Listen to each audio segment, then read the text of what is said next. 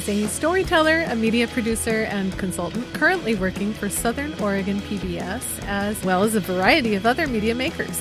Those who know her often think of her producing abilities with successful arts projects like the Ladies Are Funny Festival, Laugh, from Austin, Texas, Bedpost Confessions, a storytelling show focused on sexuality, relationships, and gender, and Unspoken, a storytelling series focused on different topics such as death, illness, and parenthood. She is a staunch advocate for the LGBTQ community, as well as anything pertaining to sexuality or the body. My guest is Julie Gillis. I'm Aidan Nepom, and this is the Changed Podcast.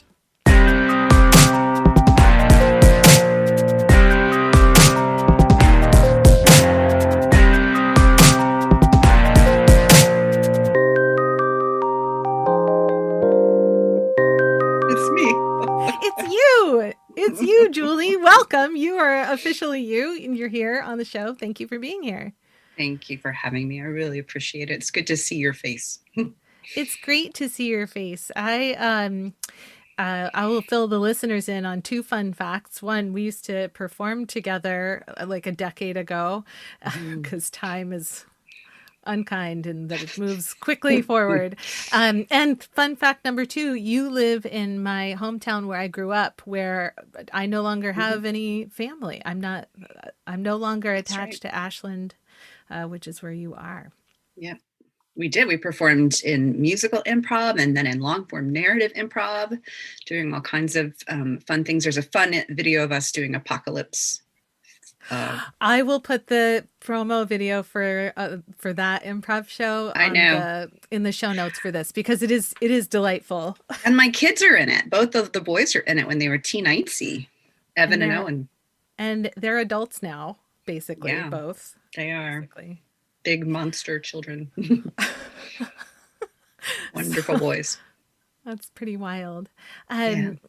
So you're in Oregon, and you're in Oregon. You are in a hotbed of activism, and you are involved. Do you want to tell me a little bit about your role at PBS and what you've been keeping busy doing?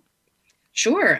We moved here about 4.5 years ago from Austin, Texas, and I am the development director for Southern Oregon PBS, which means I help the station raise money, find major donors, and have support for all of those people who are generous and so kind to give us gifts and support, as well as, I work with we have a small team, so I work with our team on all different kinds of projects and grants and finding ways to tell some local stories for our region. And so that's a pretty exciting job to have.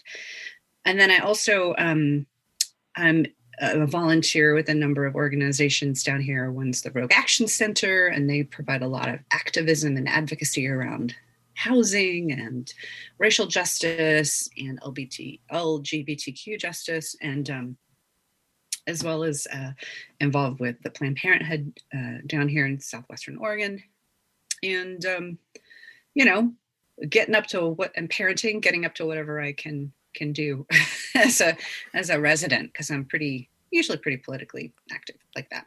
How has your activism changed over the course of this year? So we're in 2021 now. And as of this recording, we're right in the beginning of 2021, though, as you're listening to this episode, you're probably listening to it in the springtime. But how did you adapt during the course of this?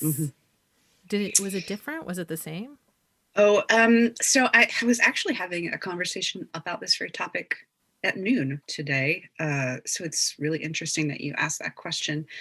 So I've always used the internet a lot. I'm very much on the internet and was on a lot of social media channels early. So that part actually hasn't changed too dramatically, other than realizing that there are limits, really big limits to internet activism. But what I've really grappled with in terms of being more isolated and living a much more almost monastic life, like up and food and work and wash the dishes and take care of family, much more almost ritualistic on a daily basis, kind of the very same things, is that um, there's so much to grapple with. There's Mm-hmm. so much upheaval happening, that maybe taking care of family or taking care of self is a role that I wouldn't have actually considered a few years ago. Hmm. Right. So if we look at storytelling and Western storytelling narratives, we have the hero's journey. It's very famous, Joseph Campbell. It's very individualistic.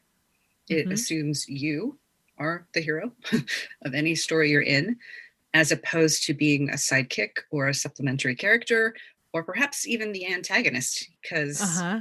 for everybody's hero, somebody else might be the one in the way. Someone's the villain. Oh, isn't And there's that great song, I'm blanking on the name of the show, the one where she discovers she's the villain, the Crazy Ex-Girlfriend. You watch I that can't remember. series? Yes, but I don't. I know what you're talking about. It started out very strong, but there's a whole song in like the second or third season where she discovers that She's the bad guy. oh, she's the villain. This whole time she thought she was the hero in the Right. story. Right. And so because we have a very individualized format that we fit ourselves into, social media is beautiful for that, because you get your own platform, your own tweets, your own Instagram, your own selfies, your own pictures, your own story, your own PR. And that's fun, and it is certainly addictive because we all do it. Yeah. But what that can mean is when you're isolated and you can't be out in the world, A, how does anybody know you're doing anything? Mm-hmm. And Mm-hmm. B, what if the most important thing that you could do is chop wood and carrying water, right? What is the most important thing you can do is to feed your family or feed your neighbor, even if nobody knows about it. What if we spend all this time taking care of the world and we forget about taking care of ourselves? I've gone through some 4 surgeries in 2 years, and my body isn't the same as it used to be. My energy level isn't the same as it used to be. So how do I kind of grieve the letting go of like the Julie of 10 years ago when we were doing improv together, and I was in 15 shows and I was raising little kids and I was working full time and also protesting, doing whatever, to the Julie of today that might sit with someone and talk to them. And that is actually more impactful work because of whatever that happened within that quiet conversation. I'm a deep believer in the value of one-on-one conversations. It seems to me that a lot of what shows up in social media in particular, and I'm sure it shows up in other forms as well, but this sort of like the things that feel good to say or are catchy are not necessarily mind changers, but conversations with people who you have relationships with can be deeply impactful. People see things in a different way when you sit down and you're just like, hey, I love and trust you, but also you just said this thing that totally shocked me. We should talk about it. And they're like, what was that about? Yeah, they're like, I didn't want to say anything shocking. What are you talking about? And then you discover something in there. There's just a lot more question back and forth and visual cues when you're having a one-on-one conversation, which when you're on Facebook having an argument is more about scoring points, obviously. And I'm totally guilty of that. As I think, we're all human. It's It's like a endorphin rush when you say something and you're like, yeah. It reminds me though, like when we would do long form improv together, and like Apocalypse, which is the show we were referencing earlier, is like, it was a show set in the apocalypse. And every week there was a new hero, an actor playing a hero and an actor playing a villain. But then everybody else was whatever characters. But what improv did, at least for me and how I was learning storytelling, was that we all had to work as a whole unit while realizing we had individual parts, and that the story may not go in the direction you think it's going to go in. And maybe that's better than the direction you thought it was going to go in. And that sometimes there's assigned roles and sometimes there's not. And so that actually really can inform a different way of looking at the world. Like, I wonder what social media might look like if it was less like this, really. Even though it feels broad, I think it really is kind of like my feed versus supporting someone else's feed. I don't know. I was just I mean, that. there are ways to get a broader snapshot in social media, but you have to actively seek that out, like Mhm, joining a Facebook group that is specifically identified as other to your perspective. mhm, Um, mhm. you know, like if you lean one way politically, to join a Facebook group that is the opposite politically, with the goal of understanding their perspective, Mhm. not of changing all of their Right. minds, because you do, I've seen it work where it's helpful to be informed, and then I've also seen it work the other way, where people show up and they're like, but actually here's, Right. you're all stupid, and here's a Yeah. meme that proves it, or whatever, and then they get booted out of the group. And is so Mhm. it's like, there are ways to broaden your perspective, but you have to really work at it. Yeah. I think too, like when I was coming of age on the internet, we had more long form dialogue sites like Yeah. LiveJournal or blogging, Yeah. long posts, and like Medium is a little bit more like that now. Yeah. Twitter is interesting because you can become a main character on the internet if you do something really great or really terrible, right? Yeah. And Facebook sort of can have these group processes, which can be interesting, but it just really depends on the algorithm. I don't know. I'm Yeah. enthralled. I'm enthralled with the internet and TikTok and all of the creative, funny ways it can be used. Like it's genius for Yeah. comedy. But it also can, it can also tell a very particular kind of story. And the way, just to circle back, I think the way that my view of activism has had to change, both because of like aging and having physical, um, not limitations, but where you're sort of like Galadriel, diminishing and going going into the west of menopause or middle age or whatever it is. How you like what matters. Hmm. Doesn't necessarily have to be about like my story.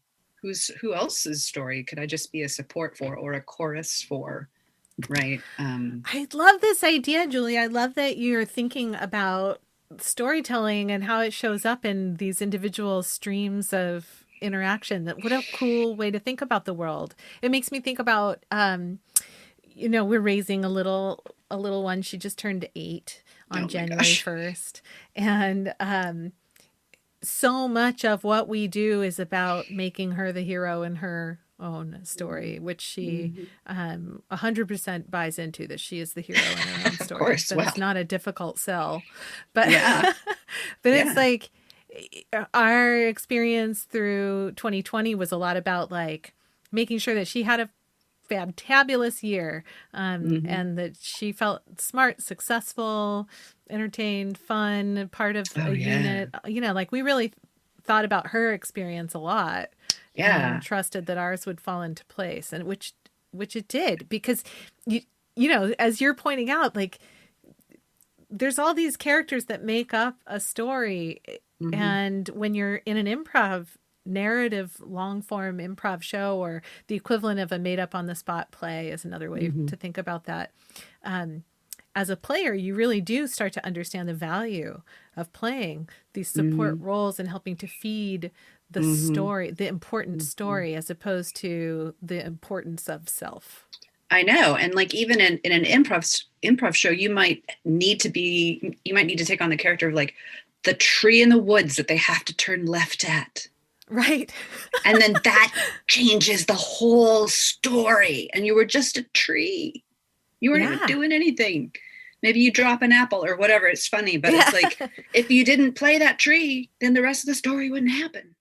Yeah. And Yeah. so it's super valuable. I think there could be a whole podcast series on like parenting all these different ages through this pandemic, Oh, because yeah. 8, it's almost like you can create this sort of magic world that she's had to live in, right?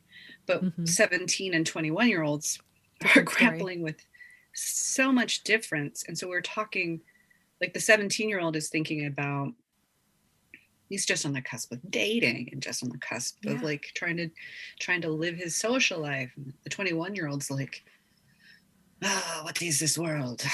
Right. I should even finish college. You know? Existential angst. Yeah.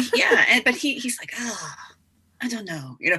And so it's like you have to try to get them to think about history or think about the beginnings of what service means into a world, while honoring that, you know, they don't necessarily always think you know what you're talking about, because that's like the age too. Right. They're very much in the figure it out for themselves stage of the game. Right. I mean, yesterday we were like, maybe we should try to get some land and just build a compound, like live completely differently than we thought we would be living. Like, I have friends who have made that choice. Yeah. Like, I thought they'd be running off to New York or LA, and they're like, So who knows? I was like, the timing's not great for it. Not anymore. Right. So even if you lived in LA, you'd just be in your house. So. Yeah. Literally I have friends who are like, we're going to buy a piece of property out in the country that is within an hour commute of the city. Mm-hmm. And if we ever need to come into the city again, we'll be able to. Right. Yeah. Yeah. And that's the idea. They're like, but also we're, you know, they're pretty convinced. And I think they're right that, there will be, you know, the tendrils of this experience will last longer than the experience itself. And so we will be able to work from home more if people want to, I think. Yes. I think people have discovered what it feels like to get to take a nap in the afternoon, it's even if they are working. Great. Yeah. Or to start work at 5 a.m. and end at 2 p.m, just because you can. So how are we going to maneuver how we work, where we work, who we work with? I'm curious, prior to this year, just in a generally broad terms, how would you have classified your thoughts about change and adaptation? What was your own thinking about this broad concept? I think I learned to turn on a dime pretty early in life, actually. That my dad died when I was almost 9, and he had a heart attack in front of me. And then we moved. And I think that kind of set a stage where I just sort of realized things could sharply turn. Wow. And it didn't necessarily turn me into a stubborn, fixed person.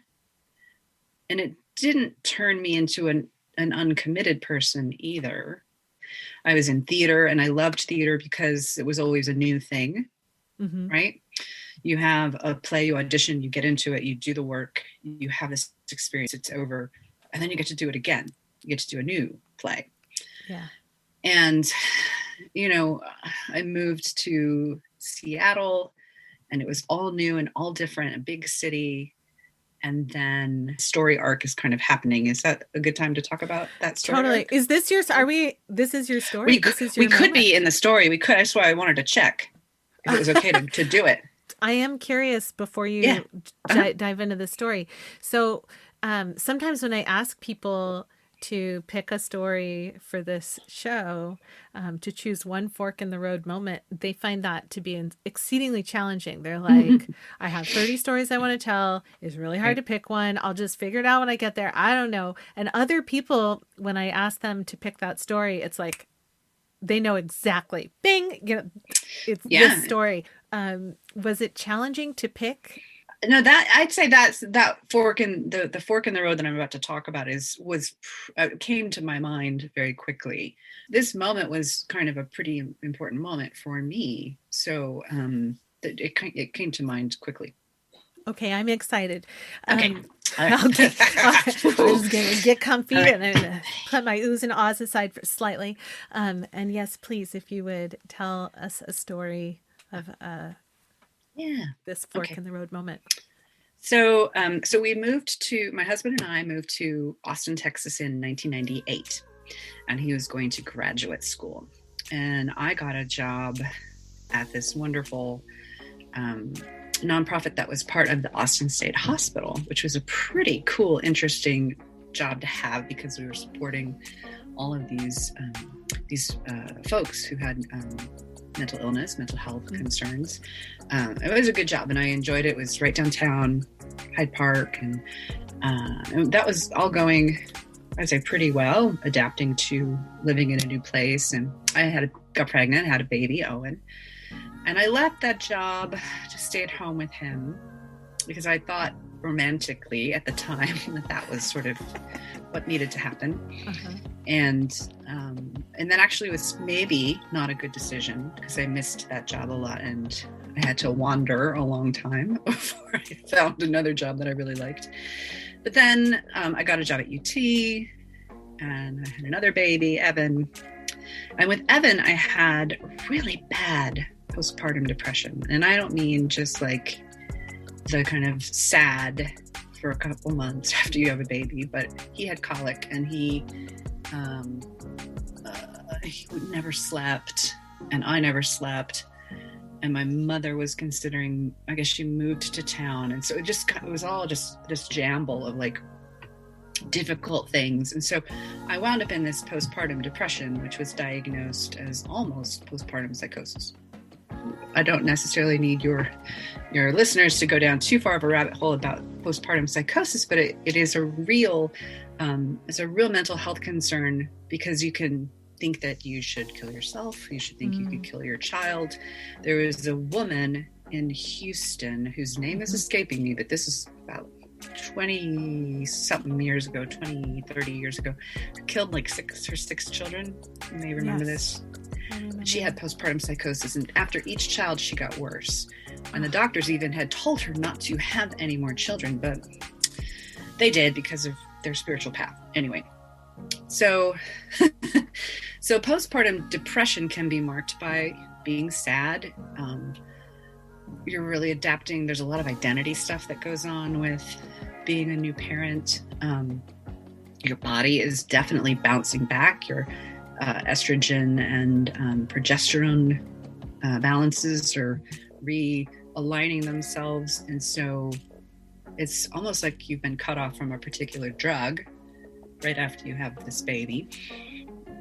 Postpartum depression that gets worse can be marked by insomnia, agitation, hypervigilance, paranoia, and if it gets worse, of course, you can start to, really go into a bad place.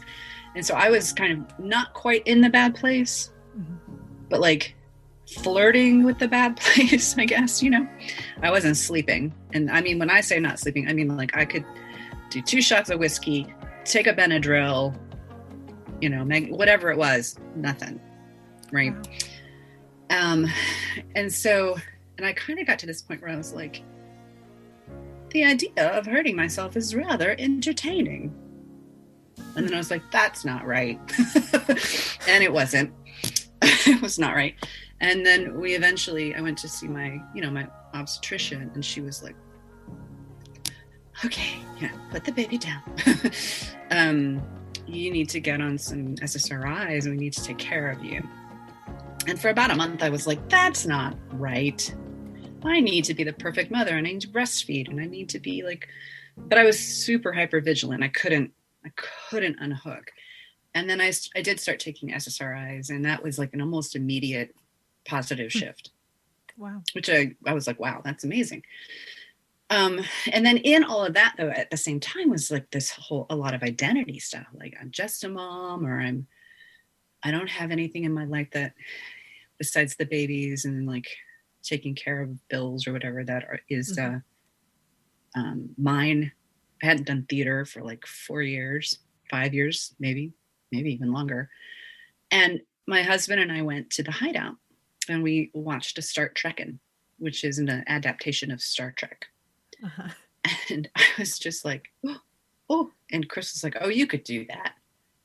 And I was like, could I? And so I signed up for a class at the Hideout, and it was, I took the 101, 201, 301, 401 probably. And it was like, I immediately started feeling a connection back to myself. I was downtown, at night, jumping across the street, going out for drinks, having this thing that felt like being, again, like back in my 20s, and being creative. And I could do it. I was funny, right?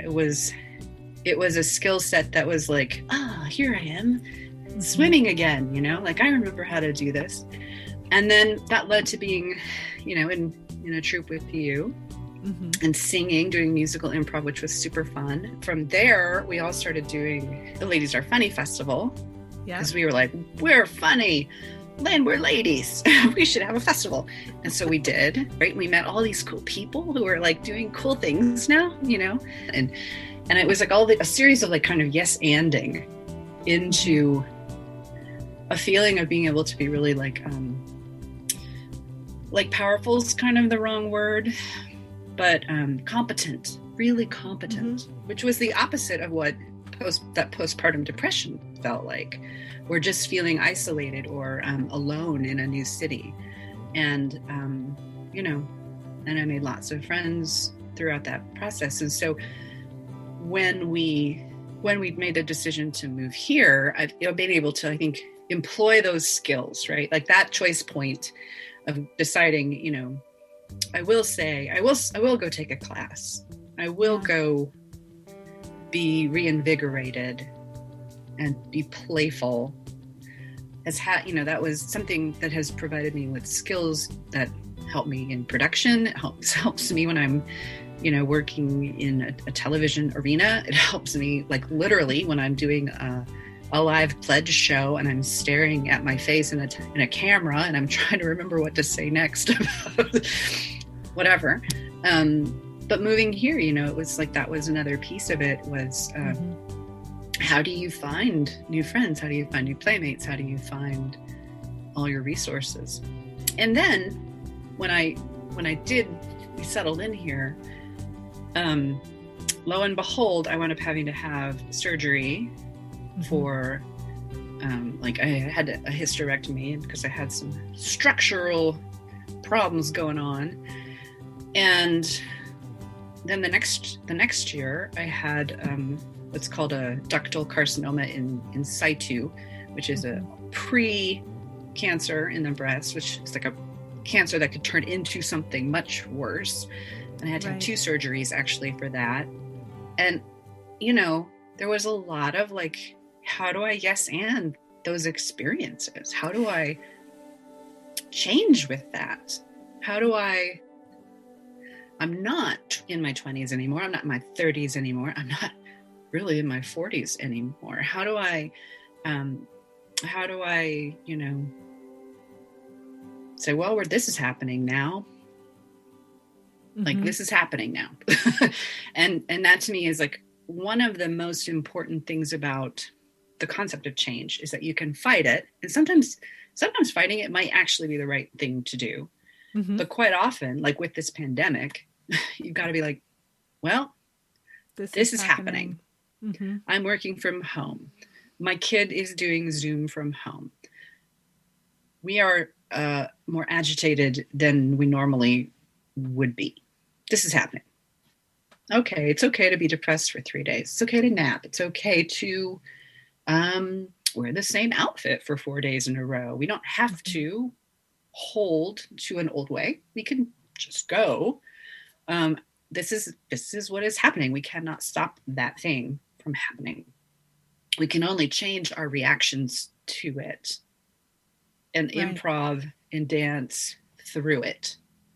And so that moment back in 2004, I think, was really informative. It really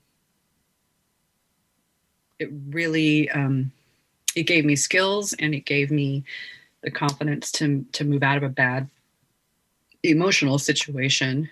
And it was just fun. But it also, it sent me on a trajectory. Yes. Oh, it sounds like an entire journey to present day was sparked by a single going to see Start Trekkin', which is pretty. I think Kevin Miller was in that show. Thank you, Kevin Miller. Sean was in that show. And Andy Crouch. Shayna, probably. Shayna was probably in that show. Yeah, David Lampy everybody was in that show, I think. Oh, more than likely. Yeah, and because back then I think he was in every show. Yeah. I think I think what's been interesting living here in Ashland is that it is a tiny town. It is. It's not the tiniest town. It's not like Northern Exposure tiny. Well, it was when I was a kid. There was a Yeah. population of 12,000, but Yeah, it's like 20,000, 19,000. Yeah. But it is really different. Northwest is different than Southwest. Small town is different than really big urban city. yeah. And and we don't have like 5 improv theaters doing different shows that you can kind of get involved with, Right. and I don't have the energy for that necessarily anyway. But so like I've had to redefine again. You've been through like change after change after change after change. And when I hear you talking about, the improv mindset, that the gift that you were given to help you shift gears at this low point, do you ever feel like sometimes it's too much adapting? I don't know if that's the right question, but it's a thought that I have occasionally, that there's a balance to be struck. Change is going to keep happening. It's going to happen at whatever pace it's happening. You can be the spark behind it, or you can be the receiver of what's happening. But I don't know what the alternative would be. To be fair, that's not like you could be like, I'm going to put the brakes on. Like, I will not get surgery. Thank you. I'll just stay on. Totally, everything's fine. Like right. I mean, I don't know. So like, let's talk about the really consistent parts of my life, because I'm an actor at heart, people might see more of that, the narrative dramatics. And I don't even think I'm that dramatic on Facebook, but I might tell you my story, and that's going to involve a thing. But I don't say, Chris and I have been married for like 25 years, together for 27. I do say that. I do. I mean, I point it out on the internet, but like that's a very consistent piece of my life. I have a great relationship with my mother-in-law and my father-in-law who live here, and they've been in their same home for this whole time. And so there's roots and connection there. And I've been a performer since I was a young person. So that hasn't changed. And I have these children in my life that, one's almost 21 years old. So that's a rich, solid line. And like I was saying, one of the things this year has been for me is it's a very monastic, consistent day in, get up, go from the bed to the kitchen to the office to the, to make your own lunch, to clean your own lunch, to get with the kid. It's like, don't go out. We're not going out.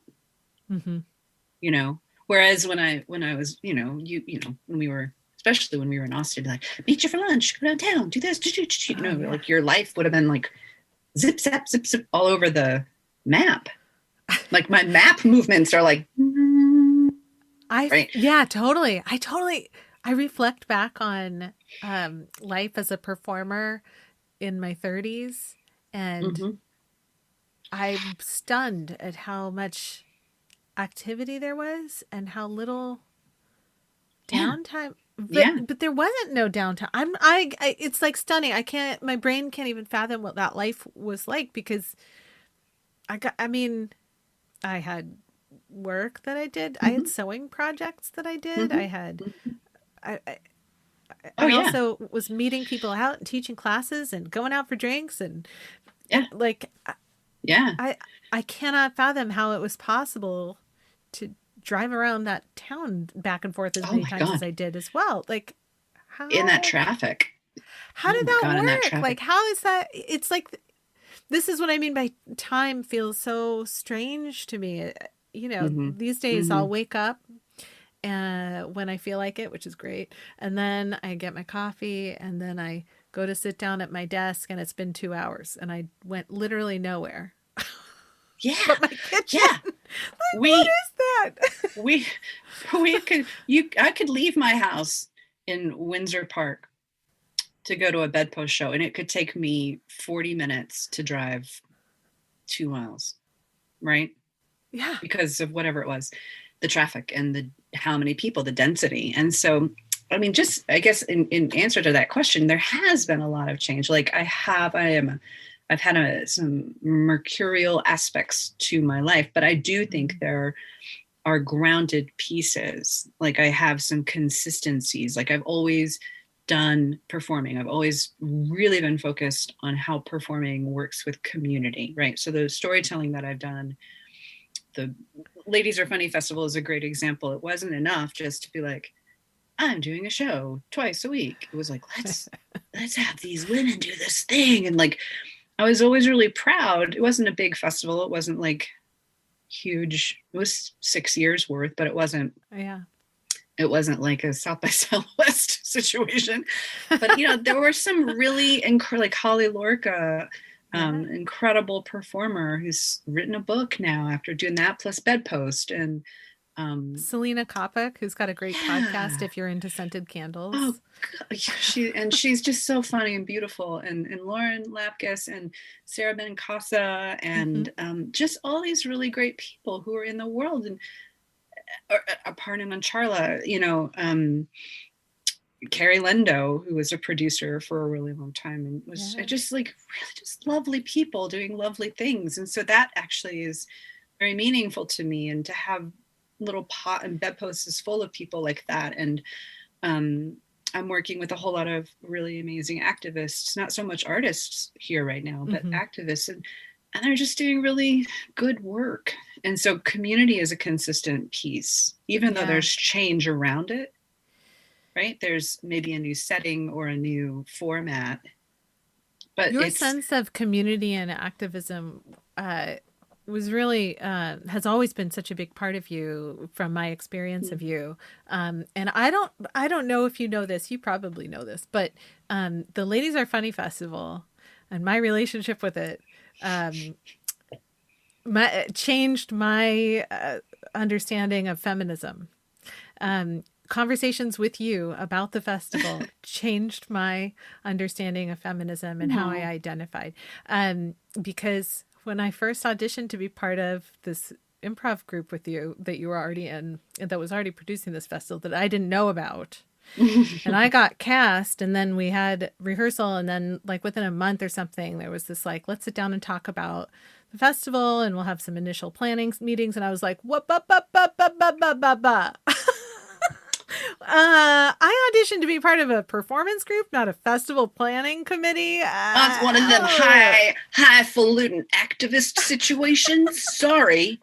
And you were like, this is work that matters, and this is what this troupe is about. And I was like, hang on. But it's a women in comedy festival. Like, do we even need that? That was my feeling at that time. There were a lot of ladies who said that, as I recall, on many a thread on the Austin Improv Forum that were heated. Back when which I say how we talk to each other. Oh my goodness gracious. I mean, I did not have a concept of a need for feminism. I was like, we already solved this. This is solved. I ate and feel great in the world that I live in. Gender is not an issue for me. And so therefore it is not an issue for anybody, right? Hero in my own story. Right. I was like, I don't have problems advocating for myself, and nobody treats me terribly, and I would never get hurt, and everything is fine. So why do we need a comedy festival? And and it was the conversations with you and with Mo, who also was a guest on this show. Yes, she was. And who you still maintain a close friendship with. I do. But it was the conversations with you that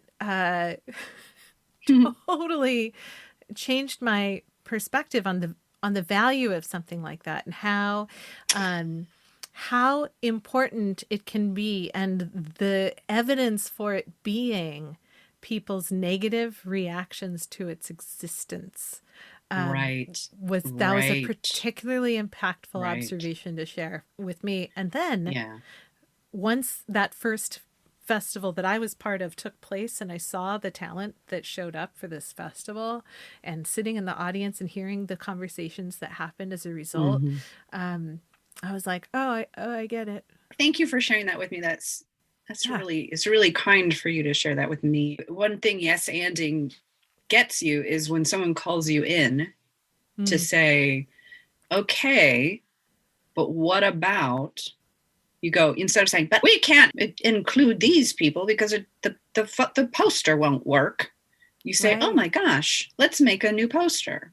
Let's actually sit with people and be like, oh gosh, I was actually leaving you out. I'm so sorry. Yeah. Right. And that to me is, that can be the joy of like utilizing improv. And you've seen this because you do work in corporations or work, doing any kind of work with a group where a group system can get stuck. We've always done it like this. This is the mythos and the story and the narrative. And you can be like, and yes, and you can add a new chapter. You can try something a little bit different. And even if it doesn't work, you can also do it the old way again. It's been really interesting because of the work that I do. I have clients on all sides of the political spectrum, and I'd like to keep it that way because I enjoy hearing these differing views. But what I hear as a result is all these different places where change feels like a sticking point, and it isn't always about life moves. Yeah. Right. Yeah. It's like sometimes it's about somebody else's life moves feel sticky to me because I have to change something. Oh gosh. That we just had a family meeting yesterday about some things which are too mundane to be interesting right now. But, Owen was like, well, why don't we do X? And Evan and I went, oh! And then Owen was like, I think that's worth examining based on your reaction. Right? I was like, Raised damn by it. you. Damn it. But, and I was like, I'll examine it, but I don't think I'll change my mind. But will you? Change your mind? Well, it may be part of it. Part of it had to do. It was like it had a lot to do with values about how we're dealing with our time during this pandemic. And so part of me was like, I don't want us to go around policing how we spend the time that we have to spend in this house. Like if you want to take 3 showers a day and I want to chop wood for an hour, like I think we're just gonna let that be okay. Those weren't the topics, but that was kind of like, there was that mundane, but yet it evoked a response. But the response was more about like, I have so little during this pandemic.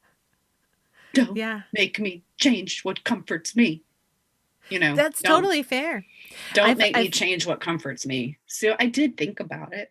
I mean, I did examine it. Like, he's a smart kid, a smart young man. And, but yeah, that is actually the thing. It isn't necessarily like a life change that will get to me. It'll be like, some value or. I found when it comes to, that place where things feel sticky, somebody else's big changes feel sticky to me because I have to change something small. I found that for me, sometimes I just have to sit with my discomfort on that. Like, I think of many times when I discovered life worked in a different way than what I thought, or somebody had a relationship I didn't know about, or any of these sort of things that are like they're not about me. I mean, I think that you're correct about these small things, and I do think that they can have to do with your own individual story, but those also then those go into beliefs and value systems, right? So fantasizing about dating to getting married versus dating to never getting married. Yeah, dating to date, or dating, or when you have a friend and then you find out that they voted for a candidate that you abhor, and you're like, and you have a cognitive dissonance moment because now you've invested story time and love and affection and time with this person, but here's a nugget of something that doesn't fit. So how do you work with that? Do you mention it? Do you talk about it? Do you break up your friendship? Do you justify it? Because we've created all of these meanings, and so the change part can feel stuck. Or there can be, cognitive dissonance is a big one. Oh, it's a huge one. Cognitive dissonance gets in the way of a lot of acceptance because people's discomfort is overwhelming. Yes. Julie, I love talking with you. I love talking with you too. It's a pleasure. I love having you here. What are, to leave people with some final thoughts, what is it that you would love to, you're on a podcast. What do you want people to know? What do I want people to know? Golly, I want people to really think about what community means. I want people to think about, and what a sharing culture looks like, what it means to be a sharing community or an individualistic community. Because people may have very good reasons for not wanting to do a thing or to do a thing. But, how do we treat each other better through the process of keeping each other safe and healthy? Thank you so much for sharing all of your thoughts on change, on community, on adapting, and your journey with improv. I think, we don't talk about postpartum depression enough in this country. So I appreciate you sharing all of those things. All of the hormonal situations we don't talk about. Hormones are magic. They can be angels or demons, and we don't. It's true for any friend I've had who's transitioned. Is the whole thing about hormones? We should have a hormone podcast. Anyway, but yes, menopause, postpartum depression, any of it, puberty. It's hard.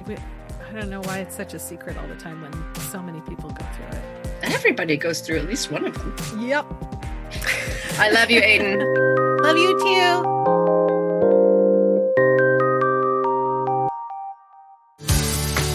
I really like this idea that Julie brought up, this relationship between storytelling and how we view ourselves in relationship to our work, our communities, and to simply filtering through the events that we experience in life. In fact, I often advocate to my clients that they make themselves the hero in their own story, which can be particularly helpful when interviewing for jobs, when self-promoting or marketing, and of course, when just trying to figure out what it is you care about most in life. However, as Julie points out, there is plenty of room in life to explore what it means to play supporting roles, to play other characters in somebody else's story, to recognize when you've become the antagonist to somebody else's hero. I think this is a particularly important idea to explore as a leader, particularly if you're interested in collaborative leadership. Because what would you rather? To have everything hanging on your personal success or failure, or instead to look for opportunities to play that important supporting role for the members of your team so that they can rise and become the heroes in their stories, in turn supporting the longevity and success of your business, which becomes a story in and of itself.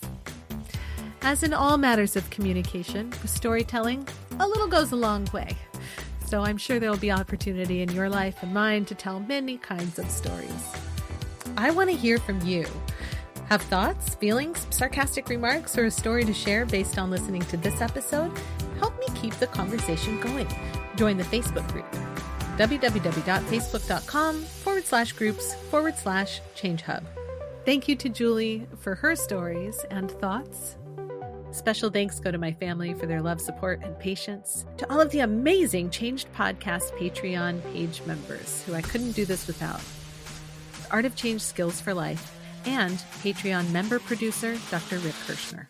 Thank you to you for listening to the Change Podcast.